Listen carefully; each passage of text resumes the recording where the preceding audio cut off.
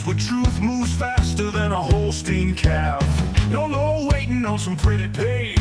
We're charting new ground in the digital age. From genomic codes to roll-out facts, we cut through the noise, no holding back. Not your daddy's dairy news tonight. We're sparking debates with every insight. The ring's not where the real fight's at. It's in the data, in the channel chat. From pasture to processor to your morning cup, we're raising the stakes. Try and get ahead of herd. Yeah! Where the future's more than just a word. Ahead of herd. Come on! The Bullvine's calling, let your voice be heard. Welcome back to the Bullvine Podcast, where we cut through dairy industry noise to get you the insights that actually matter for your operation. And today, we're diving deep into a feature piece that's been generating some serious buzz. This one's got layers and some surprises that are going to make farmers rethink how they've been approaching dairy genetics and sire selection. Absolutely. You know, what truly strikes me lately, just from, walking through barns, visiting operations, is how much the conversation has really shifted. Yeah. How so? Well, for years, the buzz was always about chasing the next sky-high TPI, total performance index, or the LPI, lifetime profit index, or maybe bragging rights for top NM1 net merit dollars or Pro-O profit dollar. The big headline numbers. Exactly. But now it feels undeniably different. I'm hearing producers talk much more about balance. They're talking about building herds that actually work day to day. Herds that are resilient, productive, profitable, not just looking good on paper based on one number. Precisely. Instead of just having one single trait that shines while, others might be lagging behind quite a bit. And for good reason, too.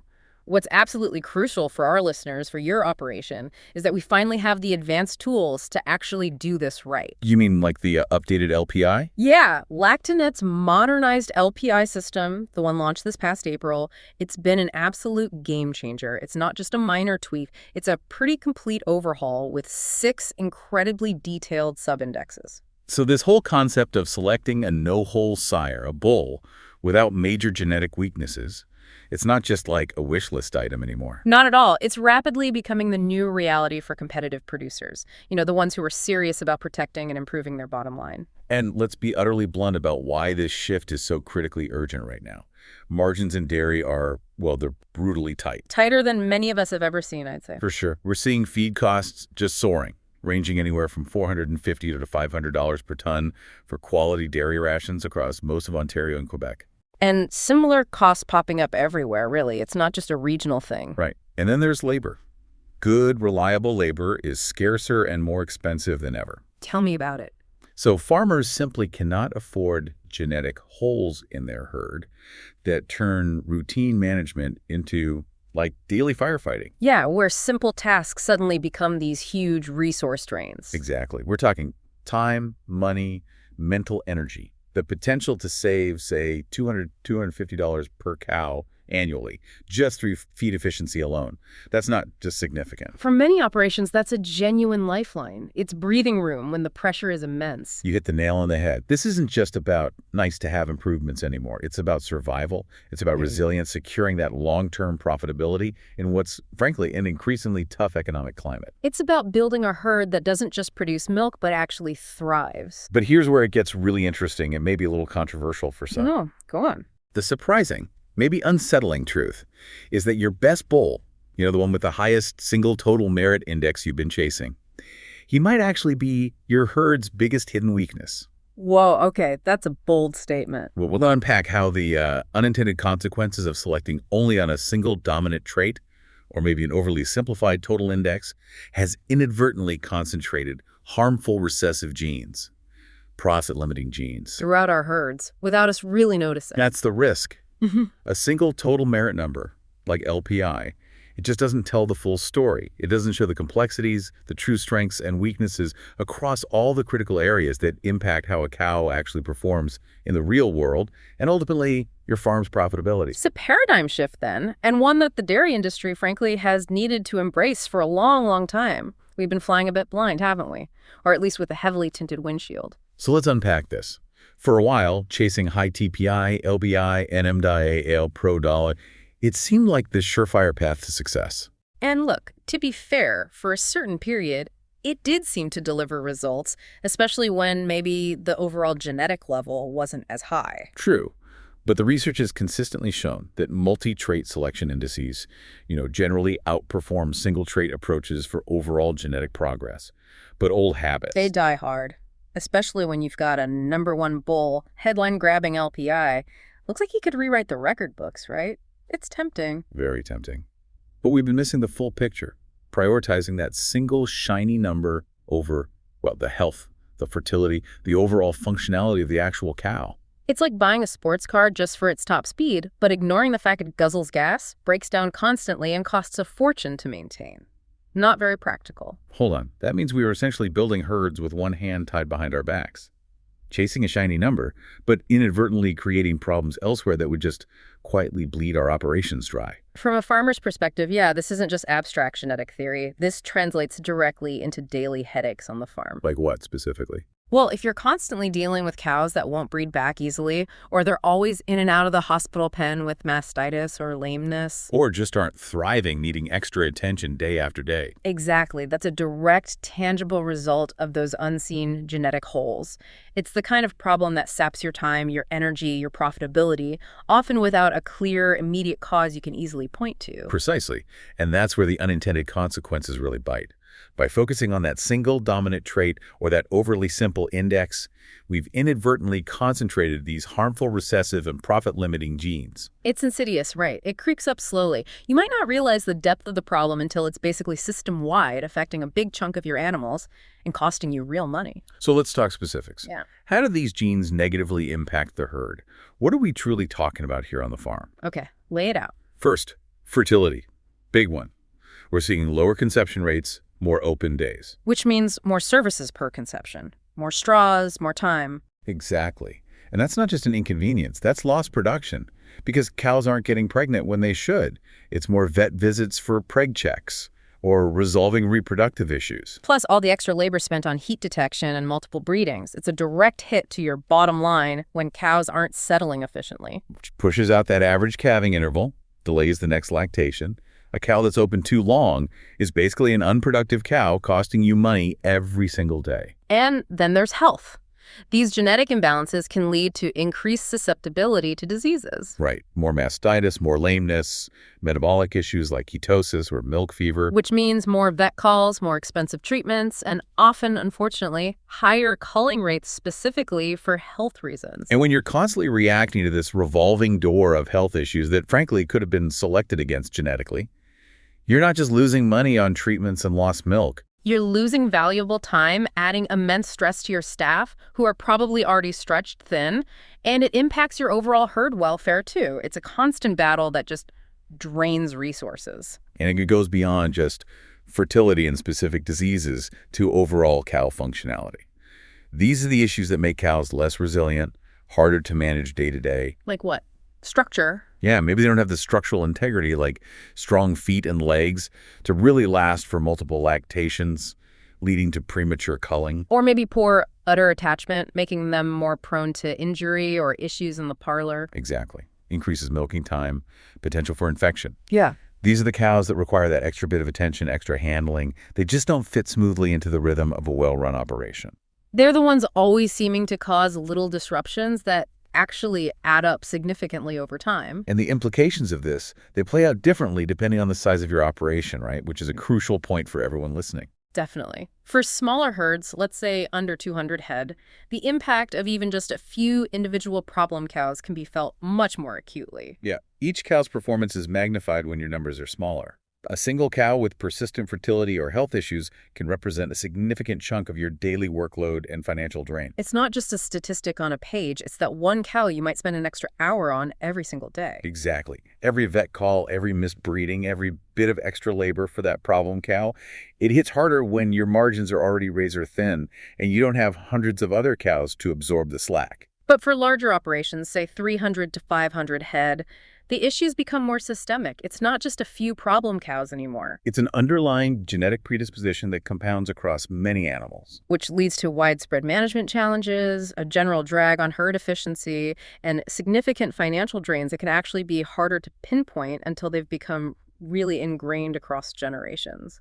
You're dealing with a pattern, not just an anomaly. In those larger herds, you're not just putting out individual fires.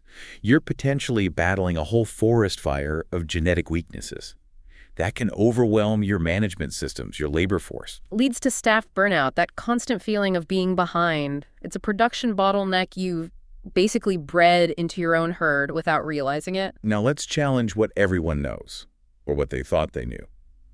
For years, the conventional wisdom, almost the gospel truth in some circles, was that the #1LPI bull was always the best choice for genetic progress. Right. Get the highest number, job done. And sure, for a while, that strategy seemed to deliver some impressive numbers for milk production or maybe type confirmation.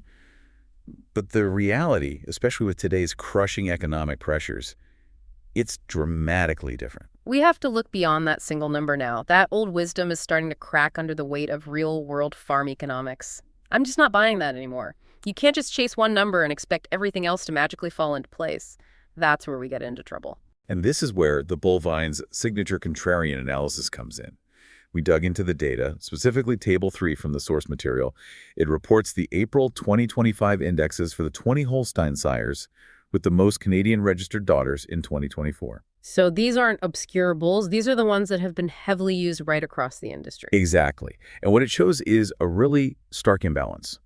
While LPI, the production subindex, PI that measures yield traits, and the longevity and type subindex, LTI, covering conformation and herd life, they show 0% of these sires ranking below the 50th percentile. Okay, wait. 0% below the 50th percentile rank for LPI, production, and longevity and type. That means all of these heavily used bulls were average or better in those specific areas. Right, they were consistently strong, or at least average or better in those areas, which tells you something about what the LPI formula historically prioritized. Yeah, it suggests the formula was heavily weighted, almost designed to push those specific numbers up, engineered to create superstars in yield and type. Exactly. It was a formula that historically favored these particular traits to drive genetic progress there. But here's where it gets alarming. Here's where the real problem shows itself. Uh-oh. When you look at the other crucial areas, the picture changes dramatically. A staggering 75%, 3/4 of these top 20 sires are below the 50th percentile rank for the reproduction subindex. RI, 75% below average for fertility. Wow. And also for the environmental impact subindex, EII, which looks at feed efficiency and greenhouse gas emissions.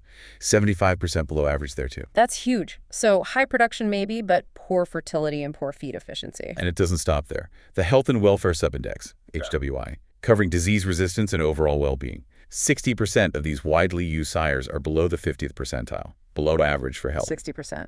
And milkability. The milkability subindex, MI, assessing milking speed and temperament, has 45% below average, still nearly half. Okay, so when we say below the 50th percentile rank, just to be clear for everyone listening, we mean these sires are performing worse than half of all bulls evaluated in that specific trait.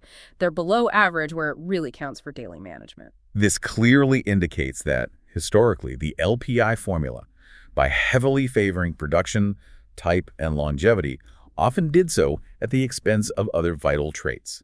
Traits absolutely critical for a cow's real-world performance and your farm's profitability. You get a bull that's a superstar on paper for milk, but his daughters are constantly struggling with reproduction or health issues. That's not a net gain, that's a trade-off. And it's a trade-off we just can't afford anymore with today's tight margins. And this isn't just a slight dip we're talking about. It's like a fertility and health time bomb, potentially lurking in your top genetics. Yeah. That's the real danger here. But here's what they're not telling you explicitly with just that single high LPI number. That bull might be a disaster if his daughters struggle to breed back or are constantly sick. That's not a gain. That's a net loss for my operation. Explain that net loss. Well, you're bringing in a cow that ultimately needs more inputs, maybe more specialized feed, definitely more vet visits, more labor, and she still might not perform to her genetic potential because she's always battling something. Right. She might produce a lot of milk on her good days, but if she takes 5 services to get pregnant or constantly battles mastitis, that high production number becomes almost meaningless in the grand scheme. It just eats into every hundredweight produced, every bit of labor, every ounce of stress on the farm. Creates a never-ending cycle of problems instead of a smooth, efficient operation.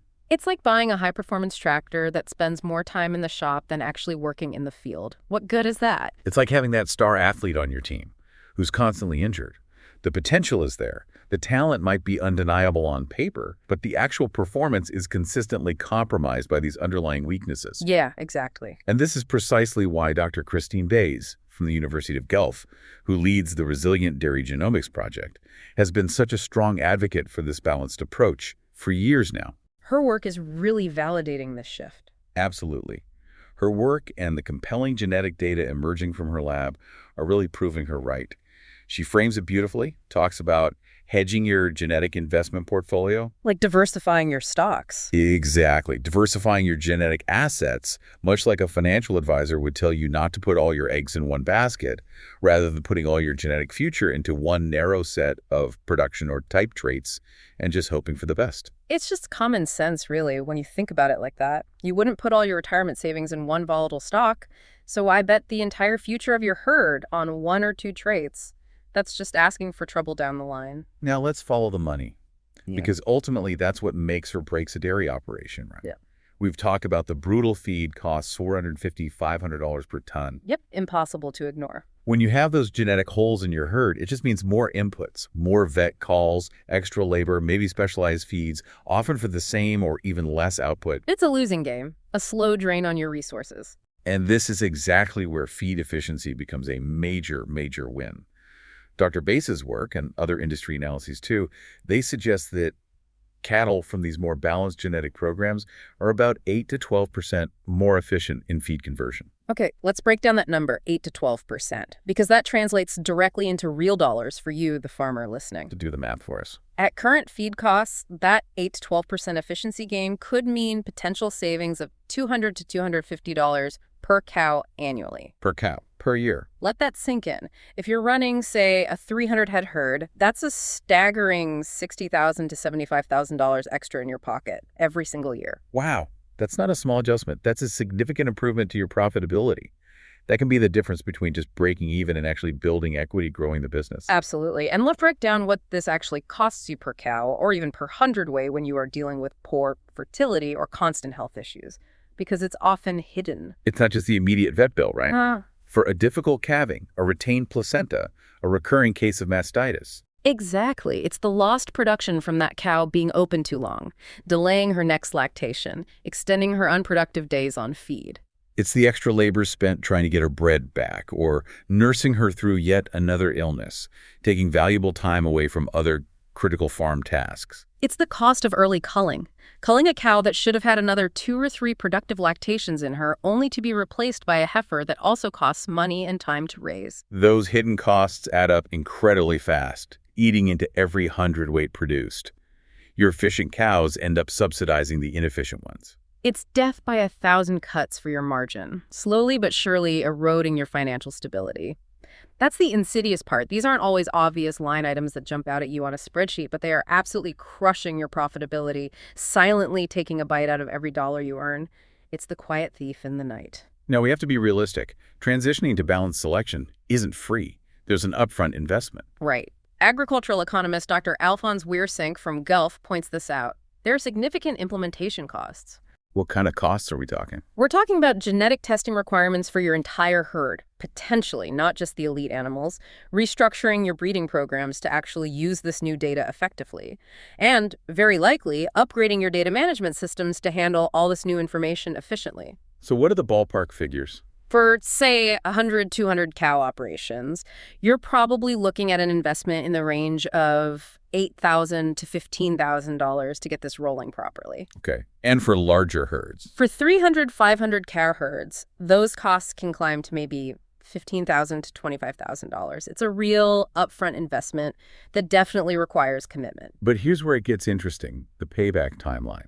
It varies, but it's generally positive, right? Yeah, the good news is the payback seems real. Operations that already have a fairly solid genetic base, maybe they haven't been too extreme in single trait selection in the past, they might see positive returns within, say, 18 to 24 months. And for herds with more historical imbalances? For herds with more significant genetic imbalances, the ones that have been heavily chasing single traits for a long time, it might take a bit longer, perhaps 3 to 4 years, to fully realize the benefits as you breed out those entrenched weaknesses generation by generation. So the core trade-off here is accepting potentially slower, maybe incremental progress in any single trait, like raw milk yield. For a more balanced, holistic improvement across all the economically important areas. But based on industry observations and the expert data coming out, this strategy, while it requires patience and discipline, it is proving to be far more profitable and sustainable in the long term. It's about playing the long game, not just chasing a sprint. And we're seeing this play out on the barn floor in real time. You've been hearing stories. Yeah, I've been speaking with producers across Ontario and Quebec, from the Ottawa Valley to the Eastern Townships. And the stories are remarkably consistent. The common thread is that producers who have shifted to these more balanced approaches are reporting tangible improvements. Herd health metrics, reproductive performance over 2 to 3 year periods. It's not an overnight miracle, then. Definitely not. But it's a steady, positive, compounding change that builds momentum over time. That reminds me, I had one producer I know from the Guelph area tell me straight up, he said, "My conception rates were garbage for 3 years running. Oh, wow. Kept chasing high milk bowls, thinking more production would solve everything. Finally, I threw my hands up, said enough is enough, started looking at the whole package, the entire genetic profile." And the result? He said, 3 breeding seasons later, my fresh first lactation cows are settling like they should, and I'm not calling the vet every other day with some new problem. Okay, when he said not calling the vet every other day, that's not just a cost saving, that's a massive stress reduction. Huge. Think about the mental load that lifts when you're not constantly dealing with emergencies or those problem cows that seem to always need something extra. It's like having that one relative you love, but who always needs something, right? Except these relatives cost you thousands of dollars. Good analogy. But yeah, this isn't some overnight fix, like we said, but the trend is clear. It's happening across different herd sizes, different management styles. It's a fundamental shift in how people are approaching herd management through genetics. And what's really interesting, too, is that it's not just about avoiding problems, is it? No, that's a great point. Producers embracing balanced selection seem to be actually positioning themselves better for whatever comes next. Meaning? Whether it's unforeseen climate challenges, persistent labor shortages, and finding good help is a constant battle, or volatile feed price fluctuations. These cattle just seem to handle it all with less drama. They're more robust. More resilient. Yeah, ultimately easier to manage in an increasingly unpredictable environment. They seem better able to tolerate changes in feed quality or sudden temperature swings without immediately crashing or getting sick. Dr. Dan Weary from UBC's Animal Welfare Program, he's identified some common patterns among producers who really succeed with this approach. What does he see? Well, typically they're maintaining incredibly detailed production records. That's crucial for identifying areas for improvement and actually tracking progress. Data is king. They're investing in staff training because good genetics need good management to shine. Yeah. It's not a magic bullet. You still need skilled people. Absolutely. Genetics are potential, management unlocks it. And crucially, they're actively resisting the temptation to chase those short-term genetic trends, the flavor of the month bowl that everyone's talking about. That discipline, that's key to long-term success. It's about building a solid, reliable foundation that can withstand the test of time and market volatility rather than chasing fleeting fads. It's just common sense, really, backed by good science now. Looking ahead, this accelerating shift towards balanced breeding, it seems like it's only going to intensify as industry consolidation continues. Yeah, this farm number is dropping. We've seen Canadian dairy farm numbers decline significantly, from over 12,000 in 2014 down to around 9,256 in 2024. Operational efficiency is no longer just a nice-to-have goal. It's become an absolute survival requirement. The farms that are going to thrive, and frankly, just survive, are the ones that are most efficient, most resilient, most adaptable. And technology is a huge enabler here, isn't it? The genomic tools available today are just incredible. Oh, far beyond what we could have imagined even a decade ago. Take Cemex's genomic platform, for example. It processes over 50,000 genetic markers per animal. 50,000 markers. That gives you precision breeding decisions. With significantly higher accuracy for young genomic bulls compared to the old traditional pedigree methods. The reliability jump is impressive. We're talking 70-75% accuracy now versus maybe 30-35% with pedigree alone back in the day. That dramatically reduces the risk in sire selection. Bang. Allows you to select for traits like disease resistance or feed efficiency with far greater confidence. Huge leap in confidence. It means you're making decisions based on solid, detailed genetic data, not just educated guesses or a bull's famous relatives. And it goes beyond just selecting sires now, too. Real-time monitoring systems. Yeah, those are becoming more common. Systems that can actually correlate genetic potential with actual real-time production metrics on the farm. So you can identify underperforming genetics or maybe emerging health issues before they really start hitting your bottom line. Exactly. Imagine getting an alert that a group of cows, maybe genetically predisposed to ketosis, are showing early signs based on sensor data. You can intervene proactively instead of reacting to a full-blown crisis later. It's the kind of early warning system dairy farmers desperately need to make proactive management decisions, not reactive ones. And look, from a financial perspective, there is potentially good news on the horizon too. Interest rates are generally expected to continue declining through 2025. Which creates a window of opportunity. A really important window, yeah. For financing investments in these advanced genetics and management systems, it makes it more feasible for operations to make this critical transition. It's an opportunity to maybe borrow wisely and invest in the future resilience and profitability of your herd. And when you analyze the lifetime value of an animal, the data really drives this home, doesn't it? For sure. Leading analytics firms like AgroProfit, their data suggests that balanced genetics can increase the average productive lifespan by nearly a full lactation in some herds. A whole extra lactation on average. That directly translates to lower replacement costs. Massively lower replacement costs because you're not constantly churning through animals that burn out too quickly. It also means more total milk over the cow's lifetime and greater overall efficiency. It's a huge win for any dairy producer. A cow that lasts longer is simply a cow that pays you back more, reduces your replacement heifer costs, and adds consistency to your herd. It's that simple, but profoundly impactful. All right, let's get into some of the contrarian takes that are bubbling up around this, because not everyone is fully on board yet, right? No, definitely not. Change is hard. I hear farmers saying, look, everyone's saying if you back off chasing the highest LPI, you'll lose milk yield or type. And that's a valid concern. It's been ingrained in us for decades. It has. But what if you're actually gaining something far more valuable in the trade-off? Like a more robust, consistently profitable animal that can handle real-world challenges, not just excel on a spreadsheet. I'm not buying that we'll just lose milk yield necessarily. Here's why.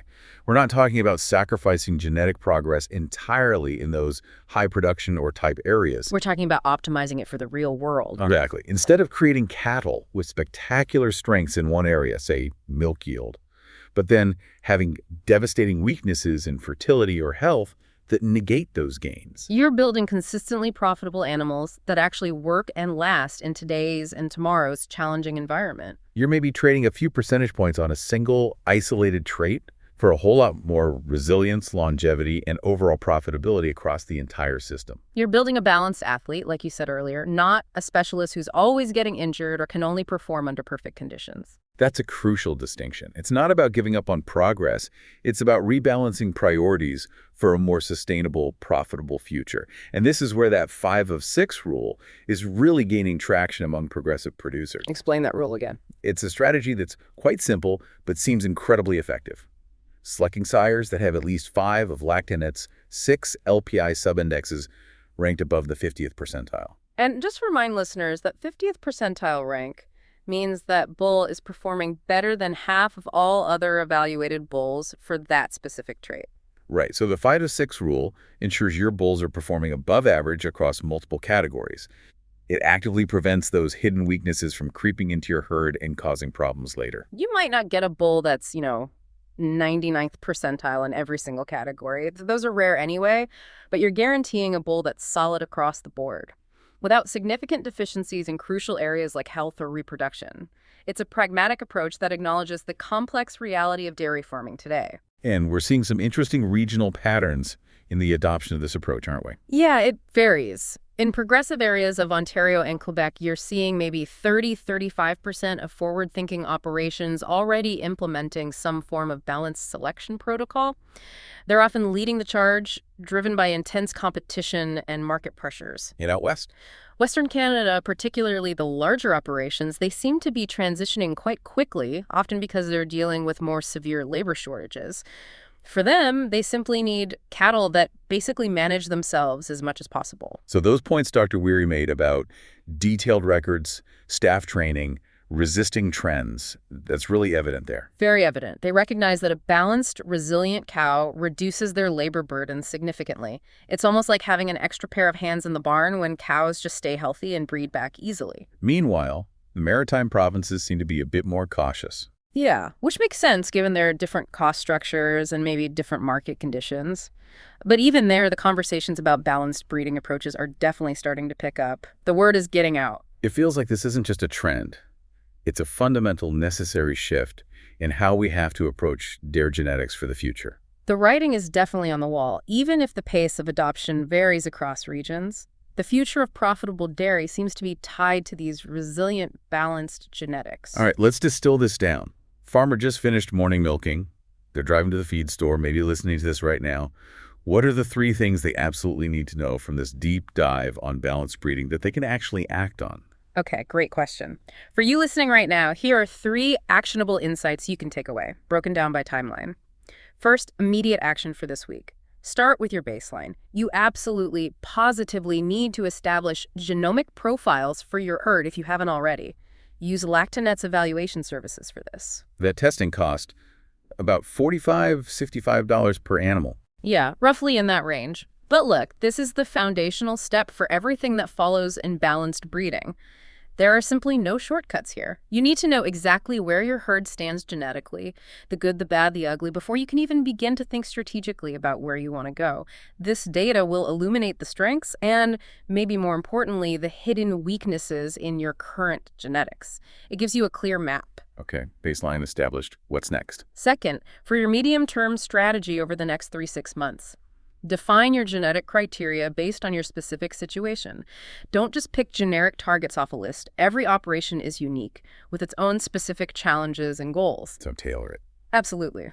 For smaller herds, maybe under 200 head, you can probably focus intensely on the 3-4 key areas where you know you're struggling most. Maybe it's fertility, maybe it's udder health, maybe feet and legs. For mid-size operations, say 200, 500 head, you'll likely need a more comprehensive approach across more traits. Like if SEC is always high. Exactly. If you consistently have high somatic cell counts, you need to lean heavily into selecting for the health and welfare subindex, the HWI. If fertility is your biggest headache year after year, then weight the reproduction subindex, RI, more heavily in your selections. And this is the crucial part, always maintain that 5 of 6 threshold for overall balanced improvement. Yes, you want to actively address your known weaknesses without inadvertently creating new ones somewhere else. Balance is key. Got it. And the long game.